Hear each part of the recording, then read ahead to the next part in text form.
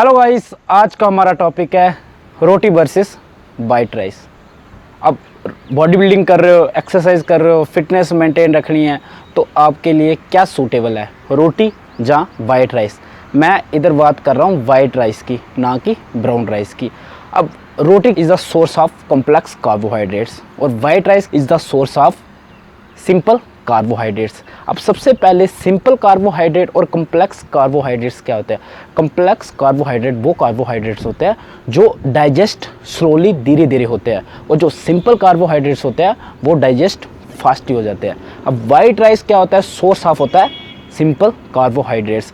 Simple carbohydrates वो carbohydrates होते हैं जो रिफाइंड करते हैं हम। ब्राउन राइस को रिफाइंड करने के बाद जो हमारे पीछे राइस बचते हैं वो होते हैं वाइट राइस। और वाइट राइस में सिंपल कार्बोहाइड्रेट बचे होते हैं, उनमें सिर्फ हमें कार्ब्स मिलते हैं। जब हम उनको खाते हैं तो हमें एक साथ एनर्जी मिलती है और वो इजीली डाइजेस्ट हो जाते हैं। एक पीक बनता है, फिर डाउन आ जाते हैं। तो अब हमें एनर्जी हमें स्लो चाहिए होती है, हमारी बॉडी को एनर्जी स्लो चाहिए होती है, और वो सडनली एक साथ एनर्जी दे देता है जो हमारी बॉडी के लिए नहीं ज़रूरत होती है, वेस्टेज चल जाती है और इजीली डाउन हो जाती है। उससे हमारी बॉडी को बहुत सारे नुकसान हो जाते हैं। हमारी बॉडी का ब्लड प्रेशर बढ़ जाता है, ब्लड शुगर बढ़ जाती है, हमारी बॉडी में कोलेस्ट्रॉल बढ़ जाता है।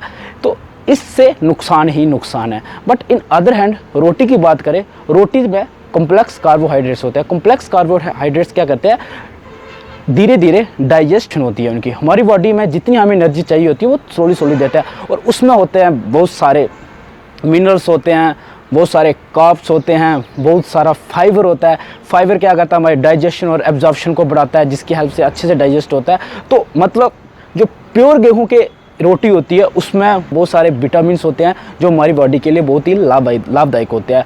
तो बात की जाए कौन सा बेटर है, तो मेरे ख्याल से अगर मेरे को चूज़ करने को बोला जाए तो मैं रोटी को ही चूज़ करूँ, क्योंकि हमारे इंडिया में 99% घरों में वाइट राइस बनते हैं और रोटी बनती है। ब्राउन राइस 1% जो कैंडिडेट होंगे, जो बॉडी बिल्डिंग करते होंगे, जो फिटनेस मॉडल होंगे, फिटनेस फ्रीक होंगे, जो अपने आप को अच्छा बॉडी बिल्डिंग, अपनी फिटनेस दिखाना कंपटीशन के लिए खेलते होंगे, वो ब्राउन राइस यूज़ करते होंगे, वो हमारे देश में 1% होंगे। तो इसलिए रोटी और वाइट राइस में से आपको रोटी को प्रेफर करना है। वाइट राइस वीक में एक बार आप ले सकते हो, वो भी कब, जब आप वर्कआउट कर चुके हो, उसके बाद 1 घंटे के बाद आप वाइट राइस ले सकते हो, क्योंकि हमारी बॉडी से जितना भी कार्ब्स का लॉस हुआ होता है वो वाइट राइस इजीली रिकवरी कर सकते हैं। बट इन अदर हैंड अगर आपके पास रोटी और ब्राउन राइस के 2 ऑप्शन पड़े हुए हैं तो आप चूज़ कीजिए ब्राउन राइस। मैं हूं तो मैं ब्राउन राइस चूज़ करूँगा, क्योंकि एक रोटी के अंदर होता है 22 ग्राम कार्ब्स, कार्बोहाइड्रेट्स, और half of cup rice brown rice में होता है 22 ग्राम कार्ब्स। सो एक रोटी जो होती है उसके अंदर होता है 105 कैलोरी, काफ़ी होती है। एक एडल्ट एज के लिए आपको per day 2000 calorie per day चाहिए होती है।